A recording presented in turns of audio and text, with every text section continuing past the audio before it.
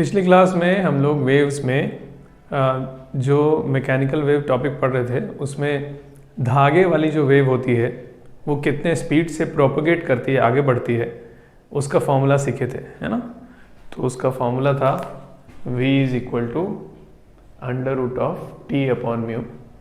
यहाँ पर t था टेंशन इन द स्ट्रिंग और ये म्यू था लीनियर मास डेंसिटी, मतलब मास पर यूनिट लेंथ।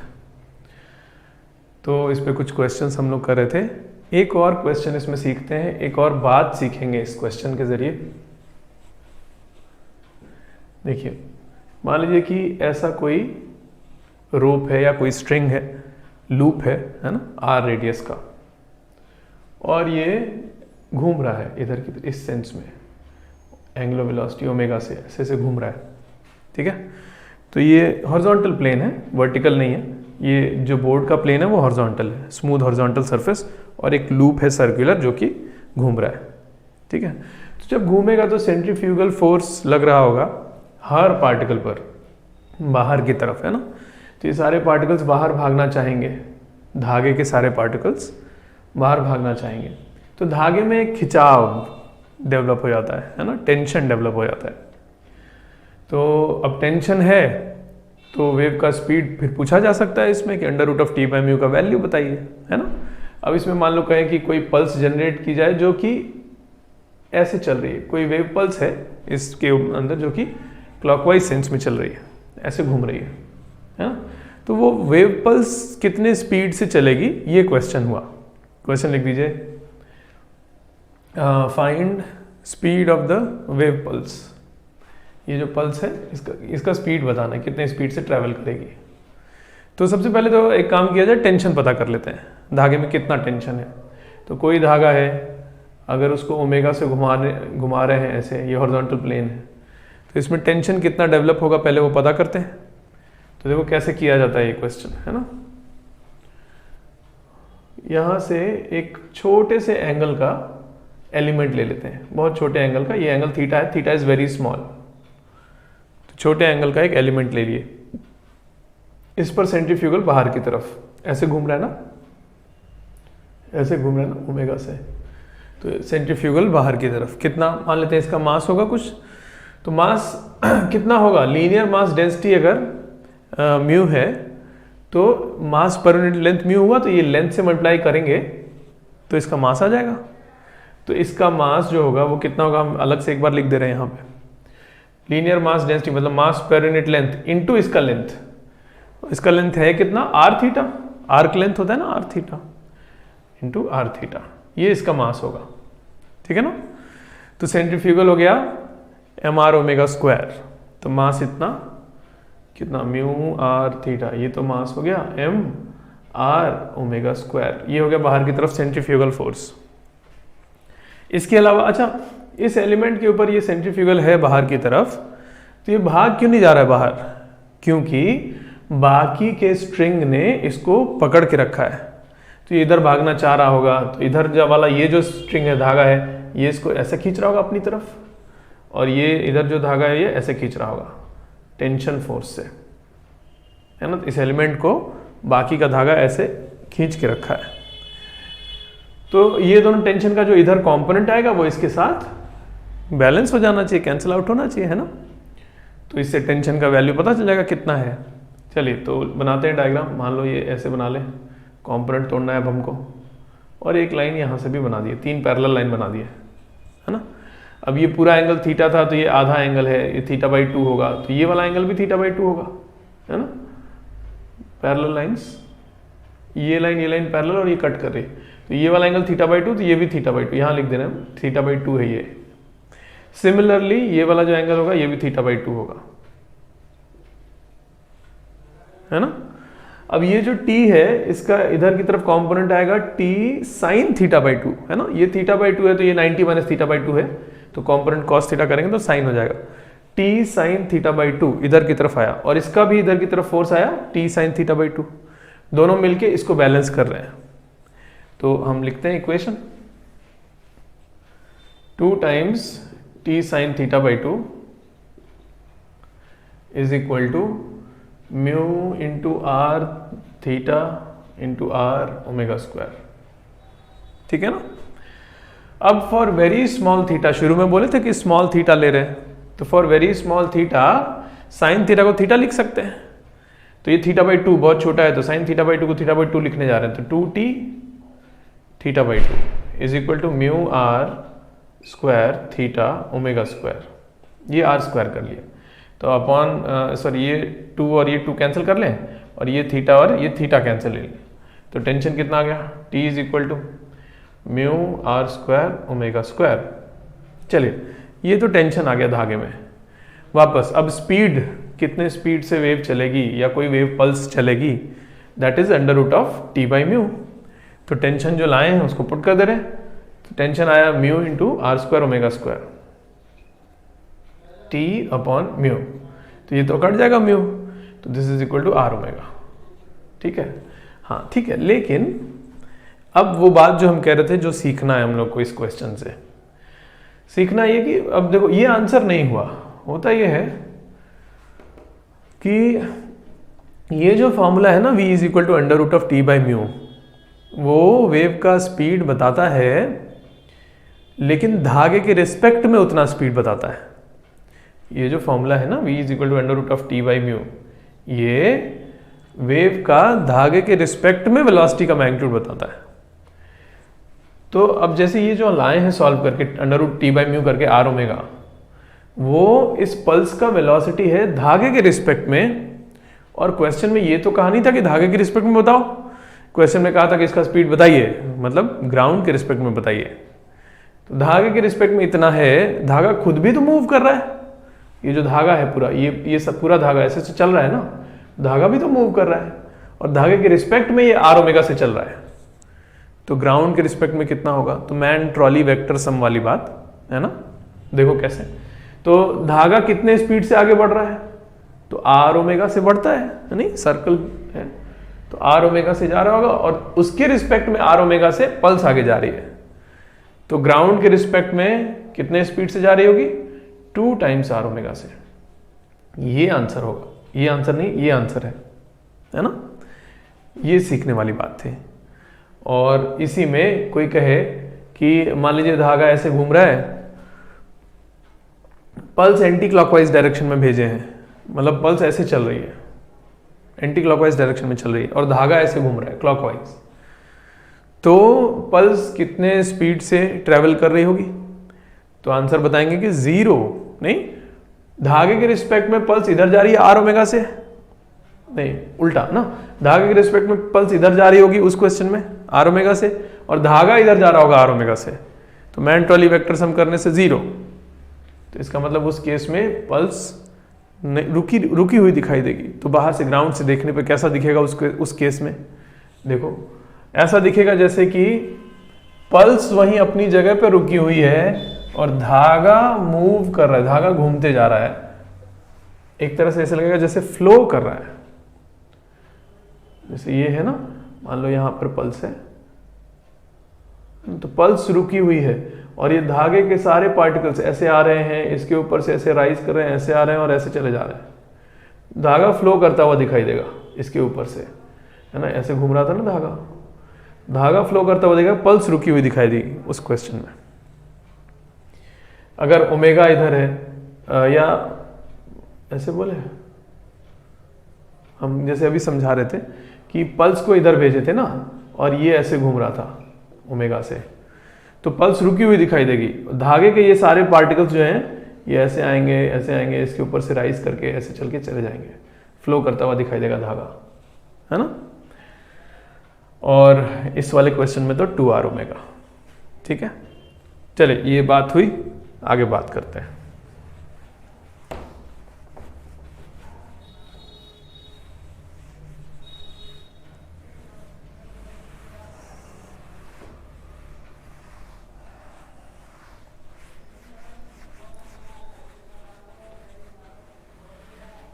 देखिए अब थोड़ा हम लोग बात करते हैं कि वेव का जब ग्राफ पे रिप्रेजेंटेशन किया जाता है, ग्राफिकल रिप्रेजेंटेशन किया जाता है, तो उससे क्या बात पता चलती है ना, उसको देखते हैं तो मतलब क्या चीज़ का इंफॉर्मेशन बना होता है वो। तो एक हेडिंग डाल दीजिए, लिखिए ग्राफिकल रिप्रेजेंटेशन। ठीक है, अब इसके अंदर देखो, पहले तो एक बात समझने की ज़रूरत है। मान लो कि ये है equation a sin omega T minus के एक्स प्लस वाई, ऐसा कुछ इक्वेशन है मान लीजिए। तो ये y t और x में रिलेशन लिखा हुआ है, बाकी सब कांस्टेंट्स हैं। y t और x 3 वेरिएबल्स हैं। लेकिन जब कोई ग्राफ प्लॉट करते हैं हम लोग, तो हमको 2 ही एक्सिस अवेलेबल होते हैं ग्राफ प्लॉट करने के लिए।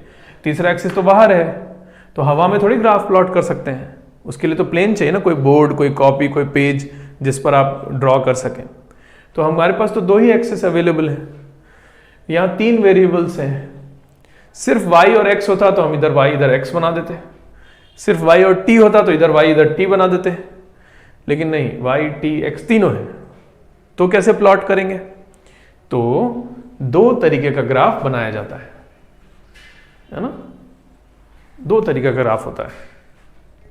एक होता है y वर्सेस t ग्राफ, और एक होता है y वर्सेस x ग्राफ, है ना। y वर्सेस t ग्राफ बनाते समय, ये कोई वेव के लिए अगर y वर्सेस t ग्राफ बना है तो जरूर ऐसा होगा कि x को फिक्स्ड कर दिया गया होगा। मतलब किसी एक x के बारे में बात हो रही होगी, है ना। जैसे कि कोई कहे कि नहीं, x इक्वल टू 2 वाले पार्टिकल के लिए y वर्सेस t प्लॉट किया गया है, या x इक्वल टू 0 वाले पार्टिकल के लिए y वर्सेस t प्लॉट किया गया है। मतलब x को फिक्स करना पड़ेगा, तब y वर्सेस t प्लॉट कर सकते हैं। वरना 3 वेरिएबल तो कैसे प्लॉट करेंगे? 2 ही होने चाहिए ना। तो एक को फिक्स करना पड़ेगा, एक को डिफाइन करना पड़ेगा कि जैसे y वर्सेस t इसके लिए अगर बना रहे हैं तो हमको पहले से बताना पड़ेगा कि कौन से पार्टिकल के लिए बना रहे हैं, है ना। x इक्वल टू इतने वाले पार्टिकल के लिए बना रहे हैं। अब देखो ये ग्राफ हुआ, है ना। सिमिलरली अब यहां बात करें, y वर्सेस x ग्राफ जब बना होगा किसी वेव के लिए, तो जरूर टाइम फिक्स किया होगा, किस समय के लिए बना रहे हैं, t फिक्स्ड। अगर time y versus x graph बना के दिखाया गया है तो जरूर टाइम पढ़ो, क्वेश्चन में कहीं फिक्स्ड होगा किस समय के लिए बनाया गया है। t इज इक्वल टू 1 के लिए y वर्सेस x ग्राफ ऐसा है, ऐसा कुछ लिखा होगा, या t is equal to 5, t is equal to 10, कोई एक टाइम उस समय के लिए y वर्सेस x ऐसा है ना। तो ये 2 तरह के ग्राफ बनाए जाते हैं, y वर्सेस t और y वर्सेस x ग्राफ। चलिए देखते हैं एक बार ग्राफ बना के कि क्या क्या इससे दिखता है हमें।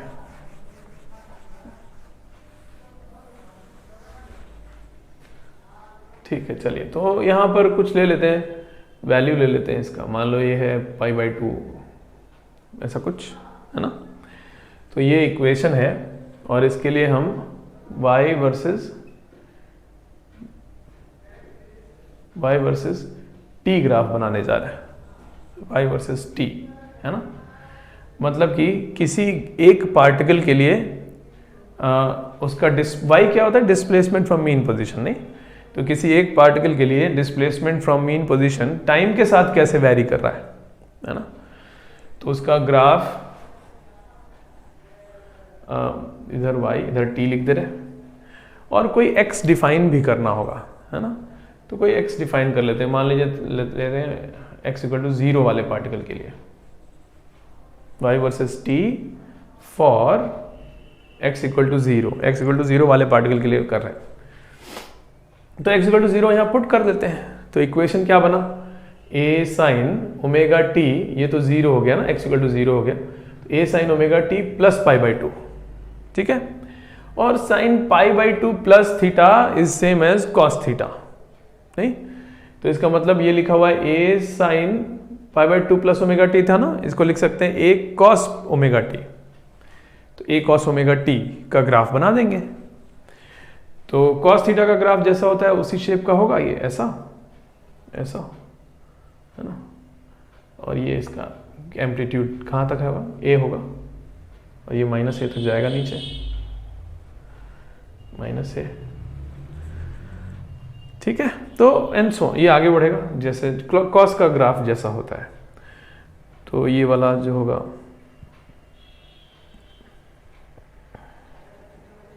देखो ऐसा कुछ ग्राफ है ना। अब जैसे यहां पर एक साइकिल खत्म हो रहा है, तो यहां पर एंगल होना चाहिए 2 पाई, यहाँ पर एंगल होना चाहिए 2 पाई, लेकिन हम टाइम प्लॉट करें ना इधर, तो टाइम कितना लिखें? तो एंगल, ये इक्वेशन क्या था इसका, y is equal to A cos omega T, है ना। इसमें ये एंगल 2 पाई होने के लिए टाइम कितना होना चाहिए, 2 पाई बाई ओमेगा, है ना। तो यहाँ पर 2 पाई बाई ओमेगा लिख देंगे। यहाँ पर जैसे होना चाहिए कितना, तो इस बीच में होगा पाई by omega and so on. यहाँ पर पाई बाई 2 ओमेगा होगा, है ना। तो इस तरीके से y वर्सेस t ग्राफ किसी एक पार्टिकल के लिए प्लॉट कर दिए। अब ये जैसे ये x इक्वल टू 0 वाले पार्टिकल के लिए था, है ना, तो किसी और के लिए कर सकते हैं। जैसे कि ये एक और ग्राफ बनाने जा रहे हैं हम, इधर बनाते हैं, देखो इधर लिखते हैं। मान लीजिए हमको बनाना हो for x equal to lambda by 2, x equal to lambda by 2 वाले पार्टिकल के लिए y वर्सेस t बनाना है। तो करना क्या होगा, वहां पुट कर देना होगा बस। तो y इज इक्वल, पहले इक्वेशन देखते हैं क्या हो गया। इक्वेशन हो गया a sine omega t minus के एक्स लिखा हुआ है और x है लैम्डा के टर्म्स में। तो पहले k को भी लैम्डा के टर्म्स में लिख देते हैं। k होता है 2 पाई बाई लैम्डा, लास्ट पिछले क्लास में देखा गया था ना हम लोग, इनटू क्या किए, लैम्डा बाई 2।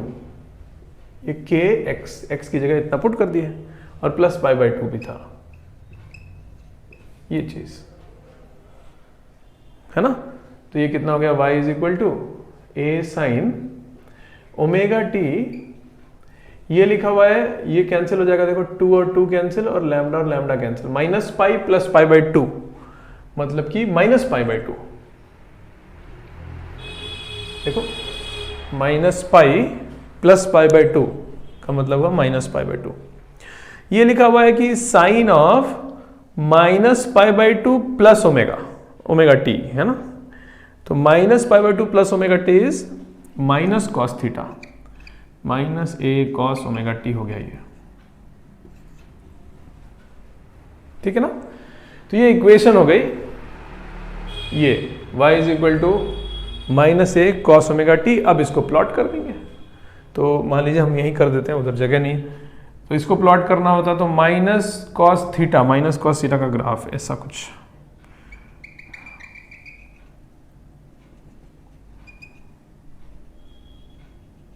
ऐसा कुछ ग्राफ बन जाएगा, है कि नहीं। चलिए, तो ये तो हुआ ग्राफ प्लॉट कैसे करना है ना। ग्राफ प्लॉट कैसे करना, ये बात हो गई। अब ये ग्राफ को देख के क्या बना होता है, क्या मिलता है हमको, इसको देख के क्या पता चलता है। तो एक्चुअली ये बना हुआ है हर समय पर किसी एक पार्टिकल का डिस्प्लेसमेंट फ्रॉम मीन पोजीशन, नहीं यही तो बना हुआ है हर समय पर। अब जैसे अगर ये ग्राफ है, तो ये ग्राफ बता रहा है कि t equal to pi by 2 omega पर इस पार्टिकल का, कौन से पार्टिकल, x इक्वल टू 0 वाले पार्टिकल का डिस्प्लेसमेंट फ्रॉम मीन पोजीशन 0 था, मतलब वो कहाँ था, मीन पोजीशन पर था। ये बता रहा है कि t इक्वल टू कितना, इतने पर, पाई बाई ओमेगा पर इसका displacement from mean position y का वैल्यू माइनस a था, मतलब ओरिजिन वाला जो पार्टिकल है x इक्वल टू 0 वाला पार्टिकल, वो अपने नेगेटिव एक्सट्रीम पे था। कब, t equal to pi by omega पर, है ना। तो ये बातें पता चलती है इसको देखकर। अब जैसे ये वाला ग्राफ है, इसका इंफॉर्मेशन बता रहा है, इस वाले पार्टिकल का इंफॉर्मेशन बता रहा है कि कब कहाँ पहुंचा, है ना, कब मीन पोजीशन पे था, कब एक्सट्रीम पोजीशन पे था, है कि नहीं। चलिए, अच्छा, तो ये बात हुई कि y वर्सेस t ग्राफ कैसे बनाते हैं और उसको देख के क्या क्या बातें पता चलती हैं। अब बारी है y वर्सेस x ग्राफ की।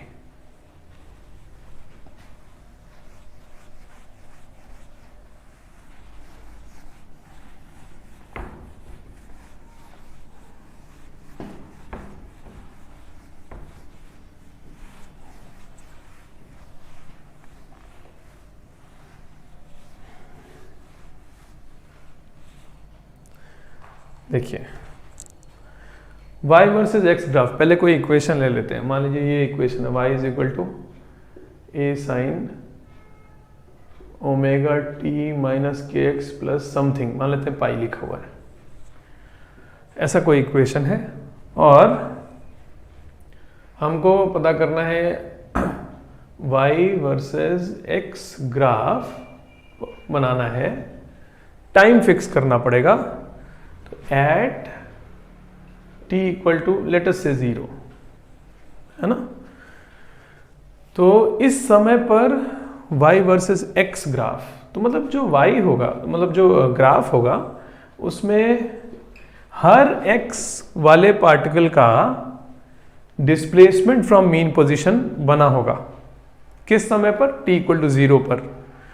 t इक्वल टू 0 पर देखने पर हर पार्टिकल कहाँ कहाँ पर था, कौन सा पार्टिकल ओरिजिन पे था, कौन सा अपने पॉजिटिव एक्सट्रीम पे था, कौन सा बीच में था, कौन सा नेगेटिव एक्सट्रीम पे था, वो बना हुआ है। कौन सा पार्टिकल का डिस्प्लेसमेंट फ्रॉम मीन पोजीशन कितना था, मतलब कौन सा पार्टिकल कहाँ था, ये बना हुआ है। तो एक्चुअली ये जो चीज़ होता है ना, ये इसको कहते हैं, ये एक स्नैपशॉट है ना, ये एक फोटो है, नहीं इस समय का फोटो। जैसे मान लो वेव चल रही धागे में, तो धागे का शेप तो कंटिन्यूसली चेंज कर रहा होगा, है ना, पल्सेस आगे बढ़ रही होंगी तो कंटिन्यूसली धागे का शेप चेंज कर रहा होगा। लेकिन किसी एक समय पर अगर उसका पिक्चर क्लिक किया जाए तो एक ही चीज़ दिखेगा कि उस समय पर कौन सा पार्टिकल कहाँ था, वो चीज़ दिखेगा। वो ही प्लॉट किया जा रहा है अब इस बार, है ना।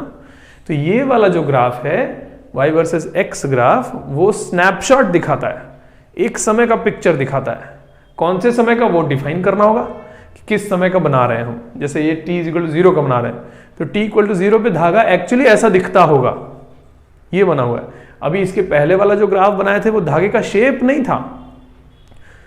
जो इसके पहले बनाए थे y वर्सेस t ग्राफ, ऐसा कुछ, ये धागे का शेप नहीं था कि धागा ऐसा है, ऐसा कुछ नहीं है। ये क्या, ये तो सिर्फ एक पार्टिकल का इंफॉर्मेशन बना हुआ था कि x इक्वल टू 0 वाले पार्टिकल का इंफॉर्मेशन बना हुआ है कि हर समय पे कहां कहां वो गया। वो शेप नहीं है धागे का। अब जो बना रहे हैं वो शेप है धागे का। अब क्या बना रहे हैं, कौन सा पार्टिकल का डिस्प्लेसमेंट कितना था, मतलब कौन सा पार्टिकल कहां था, ये शेप है धागे का, है ना। ये बड़ी इंपॉर्टेंट बात है, यहां नीचे कहीं लिख दीजिए आप, this graph represents shape of string at that instant. इस समय का जैसे बना रहे हैं। अब इसमें पुट करके देख लेते हैं पहले इक्वेशन क्या बनी। तो इक्वेशन बनी y is equal to a sine t equal to 0 put कर दिए, तो ओमेगा t 0 हो गया, माइनस के एक्स प्लस पाई, है ना। तो एक तरह से लिखा हुआ है sine of pi minus theta. तो sine of pi minus theta is same as sine theta. तो ये हो गया y is equal to a sine k x, ठीक है। तो a साइन के एक्स मतलब ऐसा ग्राफ, है ना।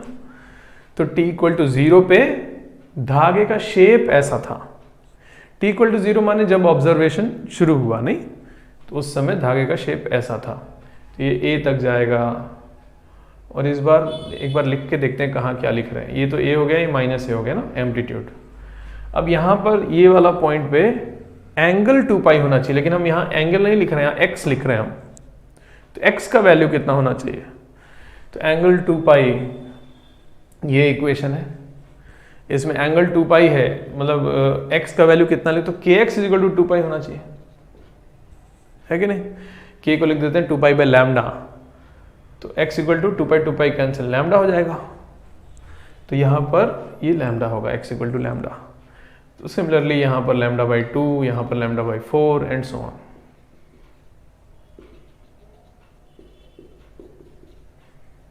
है ना। तो ये हो गया y versus x at t equal to 0। इसी तरह से और किसी टाइम पे अगर पूछा जाए तो कोई कहे कि at t equal to pi by 2 omega पर बताइए, नहीं तो क्या करेंगे, वहां पुट कर देंगे उसमें। तो ये पहले तो इक्वेशन बना लेंगे, क्या हुई, a साइन ओमेगा t है ना, तो omega into pi by 2 omega minus के एक्स प्लस पाई, ऐसा लिखा हुआ है ये जो इक्वेशन है। तो यहाँ पे होगा this is equal to a sine, ये हो गया पाई बाई 2 प्लस पाई, मतलब 3 पाई बाई 2 माइनस के एक्स, है ना। तो साइन ऑफ 3π/2 माइनस के एक्स, है ना, कितना होगा, minus cos, this will be equal to minus A cos K X. तो पहले तो इक्वेशन बना लिए हम कि ये हो गया इक्वेशन।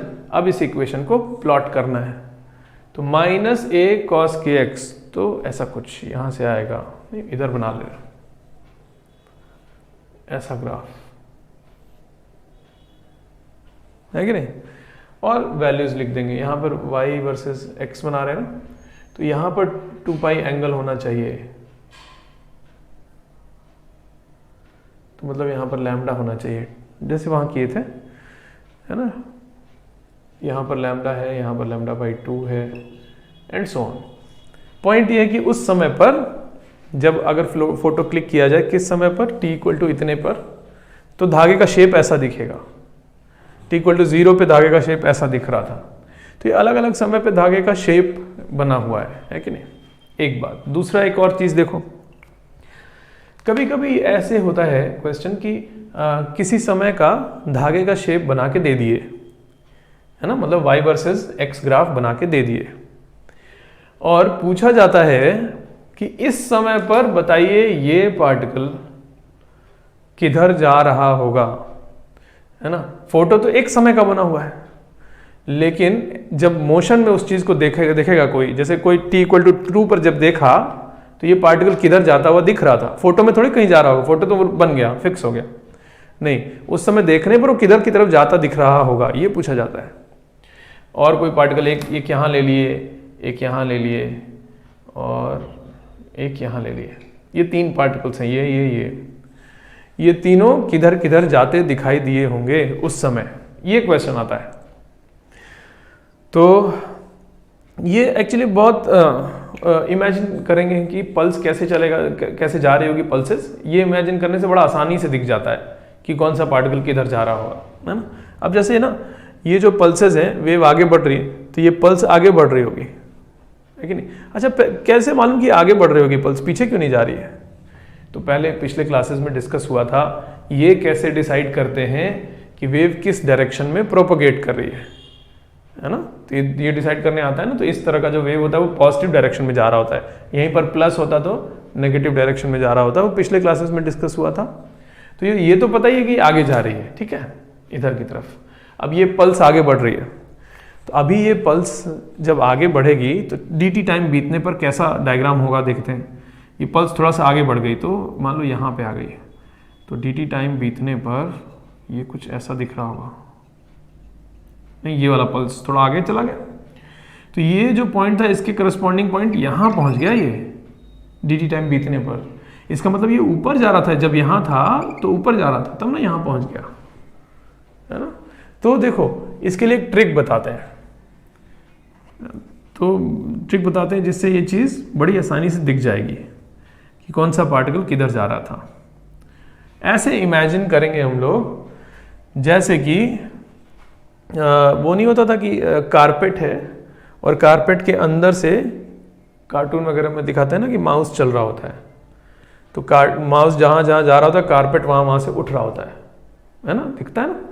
तो वैसा कुछ सोचें, अगर ये कारपेट है, इसके अंदर माउस है और ये आगे बढ़ रहा है, तो जब ये आगे बढ़ेगा तो कारपेट उठेगा ना, इस माउस के नोज पे चढ़ेगा, ऐसे चढ़ेगा कारपेट।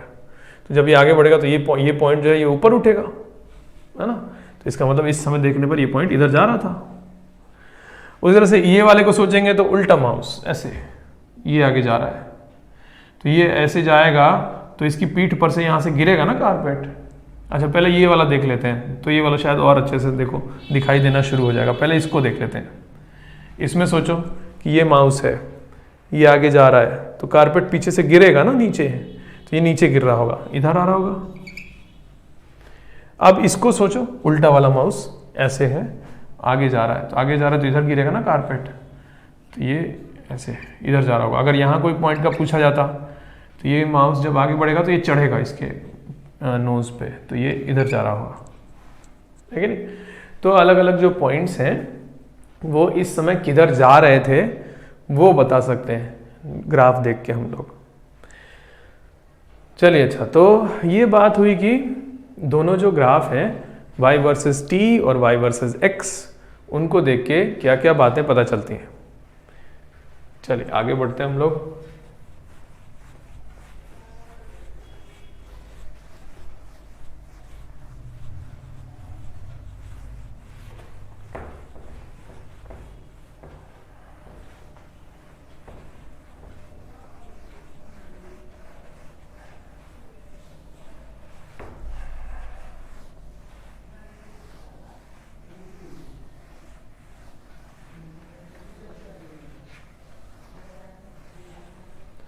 चलिए देखिए, तो हम लोग जैसे बात कर रहे थे कोई भी वेव के बारे में हम लोग को क्या मेन चीज़ें सीखनी होती हैं। एक तो ये कि वेव अगर एनर्जी का फ्लो है तो एनर्जी कितने स्पीड से आगे फ्लो कर रही है ना, जो हम लोग अभी धागे वाली वेव के लिए देखेगी फॉर्मूला है v is equal to under root of T by mu. दूसरा ये होता है कितनी एनर्जी पर सेकेंड क्रॉस कर रही है, कितनी एनर्जी फ्लो कर रही है पर सेकेंड आगे बढ़ रही है, मतलब पावर। तो अब पावर का फॉर्मूला सीखने जा रहे हैं। हेडिंग डालिए, power transmitted through a point on a string. कोई धागा है, उसके किसी पॉइंट के थ्रू कितना पावर ट्रांसमिट हो रहा है, मतलब कितना एनर्जी पर सेकेंड क्रॉस कर रहा है वहां से। तो अगर इक्वेशन ऐसा है y is equal to A sine omega T minus के एक्स प्लस फाइव, तो पावर ट्रांसमिटेड, यही तो जनरल इक्वेशन है ना। तो जनरली कोई भी वेव का इक्वेशन अगर इस तरह से है तो पावर ट्रांसमिटेड का फॉर्मूला होता है a square omega square mu v cos square omega T minus के एक्स प्लस फाइव, मतलब यहाँ साइन है तो यहाँ कॉस। लेकिन देखो होता क्या है कि ये फॉर्मूला उतना यूज नहीं करते हम लोग। एक और चीज देखो, इसका नेक्स्ट स्टेप जो है ना वो यूज करते हैं ज्यादातर हम लोग। ये क्या है, ये है हर पोजीशन और हर टाइम के लिए इस p का कुछ वैल्यू आएगा। कहने का मतलब कि कौन से पोजीशन, मान लो x इक्वल टू 2 के लिए बात हो रही है और t इक्वल टू 4 पर, तो इसका कुछ वैल्यू आएगा। कहने का मतलब कितना पावर ट्रांसमिट हो रहा था x इक्वल टू 2 वाले पार्टिकल से t इक्वल टू 2 पर, है ना। इसका ये मतलब हुआ कि धागे में कोई एक पार्टिकल है तो उससे जो ट्रांसमिट, उससे पावर जितना क्रॉस करो, पावर मतलब एनर्जी पर यूनिट टाइम जितना क्रॉस करके निकल रहा होगा वो टाइम का फंक्शन है, वो वैरी कर रहा होगा, है कि नहीं। हर समय में बराबर एनर्जी क्रॉस करके नहीं निकल रहा होगा, ज्यादा कम वैरी कर रहा होगा। क्यों ऐसा है? अगर हम इस पार्टिकल का एनर्जी टोटल लिखते तो टाइम का फंक्शन आता है इसका मतलब। तो कोई कहे कि ऐसा क्यों है, एसएचएम ही तो कर रहे हैं सारे, नहीं एसएचएम कर रहे होते हैं जब पार्टिकल्स तो उस समय तो एनर्जी कांस्टेंट होती है। तो नहीं, एक्चुअली क्या है, ये अपने से एसएचएम नहीं हो रहा है। जो स्प्रिंग ब्लॉक सिस्टम वाला एसएचएम था वो नहीं है ये, उसमें तो क्या कर दिए, छोड़ दिए थे, वो अपने से कर रहा था। नहीं, डिफरेंस क्या है, हम कंटिन्यूअसली यहां से ऑसिलेट करा रहे हैं धागे को, है ना। हम कंटिन्यूअसली यहां से वर्क कर रहे हैं सिस्टम पर और वेरिएबल रेट से वर्क कर रहे हैं, कांस्टेंट रेट से वर्क थोड़ी कर रहे हैं। सोचो कि कभी हम उसको बहुत तेजी से चलाते हैं जब मीन पोजीशन से क्रॉस कर रहा होता है और एक्सट्रीम पोजीशन पर रोकते हैं, है ना। डिस्प्लेसमेंट dt टाइम में 0, यहां पर डिस्प्लेसमेंट ज्यादा कम नहीं, तो अलग अलग रेट से हम वर्क कर रहे होते हैं यहां पर। तो धागे के किसी पॉइंट के थ्रू भी जो एनर्जी क्रॉस कर रही होती है वो अलग अलग रेट से क्रॉस कर रही होती है, कभी कम कभी ज्यादा, सब हो रहा होता है। वही तो टाइम का फंक्शन दिखाई दे रहा है कि जो पावर ट्रांसमिट हो रहा है एक्स पोजीशन वाले पार्टिकल के थ्रू, वो टाइम का फंक्शन है, अलग अलग समय पे अलग अलग पावर ट्रांसमिट हो रहा है।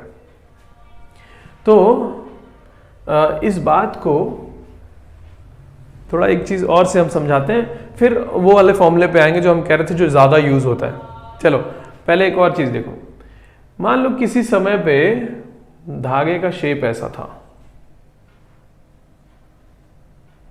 है ना। किसी टाइम पर धागे का शेप इस तरह का है मान लेते हैं, ये मतलब ये y वर्सेस x बना हुआ है ना। तो कोई कहे कि हम एलिमेंट्स ले रहे हैं, ये वाले यहां पर एक छोटा सा एलिमेंट लिए dx लेंथ का, तो ये तो अपने एक्सट्रीम पोजीशन पर है, छोटा सा एलिमेंट ले लिए, तो ये तो अपने एक्सट्रीम पोजीशन पर है, तो इसका वेलोसिटी कितना है, 0 है ना। तो एक्सट्रीम पोजीशन पर रुकेगा ना, ये ऊपर नीचे ऑसिलेट कर रहा होगा। ये जो एलिमेंट है ये ऐसे आएगा, ऐसे आएगा, ये ऊपर नीचे, सारे पार्टिकल्स ऊपर नीचे ऑसिलेट कर रहे हैं ना, पल्सेस आगे बढ़ रही हैं, पार्टिकल्स तो ऊपर नीचे ऑसिलेट कर रहे हैं ना, मीडियम पार्टिकल्स। तो ये नीचे ऊपर कर रहा होगा, तो ये एसएचएम करते वक्त यहाँ पहुंचा है अपने एक्सट्रीम पे, मतलब इस समय रेस्ट पे होगा। रेस्ट पे होगा तो काइनेटिक एनर्जी 0, इस समय इसकी काइनेटिक एनर्जी 0 है। तो और पोटेंशियल एनर्जी की बात करें तो वो कितनी होगी? तो देखो पॉइंट ये है कि यहाँ पर जब हम पोटेंशियल एनर्जी का नाम ले रहे होते हैं धागे वाली वेव में, तो कौन सा पोटेंशियल एनर्जी? तो ग्रेविटेशनल पोटेंशियल एनर्जी की बात नहीं हो रही होती है, उसका कोई सेंस ही नहीं है ना, इतना छोटा सा मास है, हल्का सा बॉडी है, और ये एम्पलीट्यूड बहुत कम होता है वेव्स का। जनरली ये जो देखते हैं धागे वाली वेव, एम्पलीट्यूड कुछ सेंटीमीटर होगा, 1 सेंटीमीटर, आधा सेंटीमीटर, ऐसा कुछ होता है। तो पॉइंट ये है कि इसका एम्पलीट्यूड भी यहाँ से यहाँ तक में वेरिएशन निग्लिजिबल है, ग्रेविटेशनल पोटेंशियल एनर्जी में कोई चेंज नहीं माना जाएगा। एक तो मास छोटा है m, और h भी निग्लिजिबल है, तो mgh बहुत ही छोटा हो जाएगा, उसका कोई मतलब ही नहीं है। और दूसरी बात, हम क्या वेव ऐसे ही भेजे जरूरी है? ऐसे ऐसे भेजेंगे तब, मान लो टेबल पे रखा है धागा, स्मूथ टेबल पे ऐसे ऐसे वेव भेज रहे हैं आगे पीछे, तो ऐसे ऐसे जाए, तो उसमें तो क्या पोटेंशियल, ग्रेविटेशनल पोटेंशियल तो चेंज ही नहीं कर रहा है, वो एक ही लेवल पे जा रहा है ना। तो जब हम इसकी एनर्जी की बात करते हैं, तो पोटेंशियल एनर्जी की जब बात करते हैं तो ग्रेविटेशनल की बात नहीं हो रही होती है, किसकी बात हो रही होती है फिर? Elastic potential energy of the string, उसकी बात हो रही होती है। देखो क्या सेंस है, होता ये है कि धागा, मान लीजिए कोई ये धागा है ना, यहां से यहां तक ये स्ट्रिंग है, फिक्स्ड है, इधर नहीं, धागे का लेंथ तो जितना है अभी इतना है, लेंथ दिख रहा है जितना, और जब इसमें वेव जाएगी तो धागे का शेप, इसी धागे का शेप कैसा हो जाएगा? यहीं से वेव भेज रहे मान लो कि इसी धागे का शेप ऐसा दिखने लगेगा मान लो, तो ये तो ज्यादा लेंथ हो गया, पहले लेंथ इतना ही था और अब ये इतना लेंथ हो गया, इतना, है ना। तो यही जो धागा है यहां से यहां तक था, अब ये ऐसा हो गया, तो इसका लेंथ तो बढ़ गया। पॉइंट ये है, सबसे पहला चीज तो ये समझिए कि अभी जो बात हो रही है वेव्स में, धागे वाले वेव की बात हो रही है, तो धागा हमारा अब वो नहीं रह गया न्यूटन्स लॉ वाला धागा। न्यूटन्स लॉ में क्या कहते थे? स्ट्रिंग इज इनएक्सटेंसिबल, उसका लेंथ चेंज नहीं हो सकता। अरे भाई अभी भी क्या स्ट्रिंग इनएक्सटेंसिबल रहेगी क्या? उसका लेंथ अगर चेंज नहीं किया तो वेव कैसे भेजेंगे? धागे का लेंथ ही चेंज ना करे तो ऐसा वेव जाएगा कैसे? उसमें लेंथ तो चाहिए हमको कि वो बड़ा हो, नहीं? तो इसका मतलब प्रैक्टिकल बात होगी। अब ये नहीं रह गया कि उसका लेंथ फिक्स है, नहीं, वो बात खत्म। अब क्या हो रहा है? प्रैक्टिकल बात हो रही है, क्योंकि वेव तभी जाएगी जब लेंथ चेंज हो सके, इलास्टिसिटी होना चाहिए उसके अंदर, वो खिंचना चाहिए ताकि बड़ा हो सके, तब तो उसमें वेव जा पाएगी, है ना। लेंथ दूरी उतना ही है, लेकिन अब ऐसा हो गया तो ज़्यादा लेंथ हो गया ना ये चीज़। पॉइंट ये है कि इलास्टिक होता है स्ट्रिंग, है ना, उसका लेंथ अब फिक्स नहीं है। दूसरा चीज़, अब जब वो स्ट्रेच होगा, मान लो पहले इतना लंबा था, जब वेव भेजेंगे तो स्ट्रेच हुआ, जब वो स्ट्रेच हो रहा है तो इलास्टिक पोटेंशियल एनर्जी उसके अंदर आ जाएगी, है ना। उस पोटेंशियल एनर्जी की बात हो रही होती है जब हम कहते हैं ना कि हम एनर्जी लिख रहे हैं इस एलिमेंट का, कौन सा? काइनेटिक और पोटेंशियल दोनों। तो काइनेटिक एनर्जी तो हो गया, बात कर लिए। पोटेंशियल एनर्जी की बात करेंगे तो कौन सा? ग्रेविटेशनल नहीं, इलास्टिक पोटेंशियल एनर्जी की बात करेंगे। चलो अब आगे देखो, कोई कहे कि इस समय इसका इलास्टिक पोटेंशियल एनर्जी कितना लिखेंगे, है ना। तो होता यह है कि इसके लिए फिर से अब देखा जाए कि धागा कितना स्ट्रेच किया। पहले मान लो जब वेव नहीं भेजे थे तो धागा ऐसा था, धागे का शेप, धागा स्ट्रेट था एकदम। इसमें हम एलिमेंट्स लेते हैं एक बार, मान लो एक एलिमेंट यहां लिए छोटा सा बीच में, और एक यहां पर छोटा सा एलिमेंट ले लेते हैं यहां से ऐसा, है ना। छोटा छोटा सा एलिमेंट एक यहां, दो एलिमेंट्स ले लिए। जिस समय वेव भेजी जा रही थी और जिस समय धागे का शेप ऐसा था, उस समय इन दोनों एलिमेंट्स का पोजीशन देखते हैं कहां कहां हो गए। तो ये वाला एलिमेंट तो उठ के यहां आ गया, मतलब ये एंड यहां, ये एंड यहां, ये एलिमेंट तो यहां इस समय है। इस वाले का क्या हुआ देखें तो, अगर ड्रॉ करें तो ये जो पॉइंट था वो इधर कहीं हो गया, और ये जो पॉइंट था वो इस समय इधर कहीं है। मतलब ये जो एलिमेंट था जो इतना लंबा था यहां से यहां तक, वो एलिमेंट अब ये इतना लंबा हो गया, मतलब स्ट्रेच हो चुका है। ये एलिमेंट इतना ही सा था, अब इतना लंबा हो चुका है, इतने से इतना स्ट्रेच हो चुका है। जबकि ये वाला एलिमेंट यहां इतना था, अभी इतना है, उतना ही लेंथ है उसका जितना पहले था, छोटा सा एलिमेंट जो लिए थे। पॉइंट हमारा ये है कि ये इस समय अगर कोई कहे कि इसका इलास्टिक पोटेंशियल एनर्जी लिखिए, तो इस समय तो ये स्ट्रेच्ड ही नहीं है, इसका इलास्टिक पोटेंशियल एनर्जी तो जीरो है इस समय। और इस वाले एलिमेंट की बात करें जो यहां था वो खूब ज्यादा स्ट्रेच्ड है, तो इसके अंदर खूब ज्यादा इलास्टिक पोटेंशियल एनर्जी रखा हुआ है इस समय, है ना। अच्छा, कोई कहे कि इसका काइनेटिक एनर्जी इस समय जीरो है और पोटेंशियल एनर्जी भी जीरो है, हम ये कह रहे हैं। और इसके लिए अगर बात करेंगे तो ये एलिमेंट जो था ये तो इस समय अपने मीन पोजीशन पर है, यहाँ मीन पोजीशन है ना, ये पॉजिटिव एक्सट्रीम, ये नेगेटिव एक्सट्रीम, ये तो मीन पोजीशन पर है। मीन पोजीशन पर है तो खूब तेजी से चल रहा होगा। ये किधर जा रहा होगा वैसे, अगर वेव ऐसे बढ़ रही है तो वो अभी माउस वाला जो तरीका बताए थे, नहीं तो माउस आगे तो ये ऊपर जा रहा होगा, तो ये एलिमेंट इस समय इधर जा रहा होगा और खूब तेजी से जा रहा होगा, क्योंकि मीन पोजीशन पे वेलोसिटी सबसे ज्यादा, तो मतलब काइनेटिक एनर्जी इसका खूब ज्यादा होगा इस समय। और पोटेंशियल एनर्जी स्ट्रेच्ड भी है खूब ज्यादा, तो पोटेंशियल एनर्जी भी खूब ज्यादा होगा। कहने का मतलब जब ये वाला पार्टिकल अपने मीन पोजीशन से क्रॉस करेगा, जब वेव आगे बढ़ेगी, जिस समय शेप ऐसा होगा वेव का, तो ये वाला स्ट्रेच्ड हो जाएगा ना, ऐसे, है ना। इसका कहने का मतलब जो पार्टिकल अपने मीन पोजीशन से क्रॉस कर रहा होगा उसका काइनेटिक एनर्जी भी खूब ज्यादा होगा, उसका पोटेंशियल एनर्जी भी खूब ज्यादा होगा। और जो पार्टिकल एक्सट्रीम पोजीशन पर पहुंचेगा, वही पार्टिकल मान लो जब एक्सट्रीम पोजीशन पर पहुंचेगा तो उसका काइनेटिक भी जीरो हो जाएगा, पोटेंशियल भी जीरो हो जाएगा। तो इसका मतलब एनर्जी कंजर्व नहीं है, एनर्जी वैरी कर रही है, काइनेटिक भी जीरो, पोटेंशियल भी जीरो, तो टोटल एनर्जी उस समय जीरो हो गई उस पार्टिकल की। और जब मीन से गया तो टोटल एनर्जी खूब ज्यादा हो गई। तो हर पार्टिकल का जो एनर्जी है वो ऑसिलेट कर रहा है, कभी जीरो हो जा रहा है, कभी मैक्सिमम हो जा रहा है, फिर जीरो, फिर मैक्सिमम, ऑसिलेट कर रहा है, फिक्स नहीं है। वही बात इस इक्वेशन में भी लिखा हुआ है कि ऑसिलेट कर रहा है ना। ओमेगा देखो ये फंक्शन है ना कॉस का, तो जब जैसे जैसे टाइम बढ़ेगा कॉस का फंक्शन है तो वैरी करेगा, है कि नहीं, और फिक्स्ड नहीं होगा। और इसकी उसका वजह भी हम बताए कि क्यों फिक्स्ड नहीं है एनर्जी, एसएचएम में जैसे होता था फिक्स्ड, यहाँ पर क्यों नहीं है, क्योंकि हम बाहर से कंटिन्यूसली एनर्जी प्रोवाइड कर रहे हैं सिस्टम को, और वो भी वेरिएबल रेट से प्रोवाइड कर रहे हैं, कांस्टेंट रेट से नहीं भेज रहे हैं एनर्जी, वेरिएबल रेट से भेज रहे हैं। तो एनर्जी हर जगह से जो पास कर रही है वो वेरिएबल रेट से पास कर रही है, ये वाली बात। चलिए आगे बात करते हैं। हम कह रहे थे कि ये फॉर्मूला उतना यूज नहीं होता है, क्यों? क्योंकि अगर पता करना हो ना कि देखो होता क्या है, ओमेगा जो फ्रीक्वेंसी होता है जनरली वेव्स का बहुत ज्यादा होता है ना। मान लो फ्रीक्वेंसी ऑफ वेव कभी किसी क्वेश्चन में बुक में पढ़ोगे तो लिखा रहेगा 100 हर्ट्ज या 200 हर्ट्ज, ऐसे फ्रीक्वेंसी लिखा रहता है, फ्रीक्वेंसी एफ, ओमेगा नहीं, फ्रीक्वेंसी एफ जो लिखा रहता है, कभी लिखा था 100 हर्ट्ज होता है, कभी 200, इस तरह से कुछ लिखा रहता है ना। अच्छा 100 हर्ट्ज का मतलब क्या होता है? 100 हर्ट्ज का मतलब 100 साइकिल्स पर सेकेंड, एक सेकेंड में 100 साइकिल्स, 100 बार ऑसिलेट कर जाता है पार्टिकल। तो अगर इतना ज्यादा 100 बार या 200 बार अगर ऑसिलेशन हो रहा है एक सेकेंड में, और कोई कहेगा 10 सेकेंड में कितना पावर, कितना एनर्जी क्रॉस किया, तो क्या हम ये फंक्शन लेके आगे प्रोसीड करेंगे क्या? सोचो, मान लो कि कोई कहे कि इस पॉइंट से, धागे के किसी पॉइंट से, ये धागा है, इस पॉइंट से इस रेट से एनर्जी क्रॉस करे, ठीक है भाई, ये क्या हो गया? Rate of change of energy, मतलब d/dt इतना लिखा हुआ है। कोई कहे कि एनर्जी कितना क्रॉस किया यहां से 10 सेकेंड में बताइए, तो क्या करना होगा?